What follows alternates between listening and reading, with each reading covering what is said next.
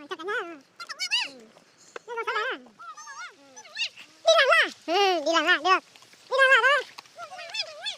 Cái con được không? Áo cái gì? Áo cái mơ, cái gì? À, cái cơm à. Ê, được. Ôi, hôm nay nè, hai anh em Hiếu Huy đưa cơm xuống cho bố nhà bố làm ruộng này. À, nó chồng ơi. Tôi làm nó tập nào đấy.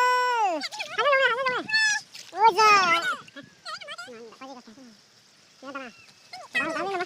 Tôi nào vật tấu mà thôi đi đặt nó chứ. Không được không? Được chưa? Thôi đây. Ăn đi. Em đã anh ăn đây này. Thấy chưa? Xem nào. Nhìn cái này. Hả? Cái nói.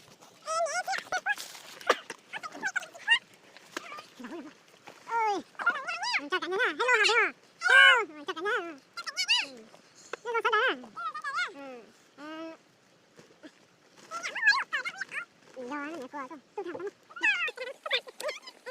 rồi. Tôi thằng lắm.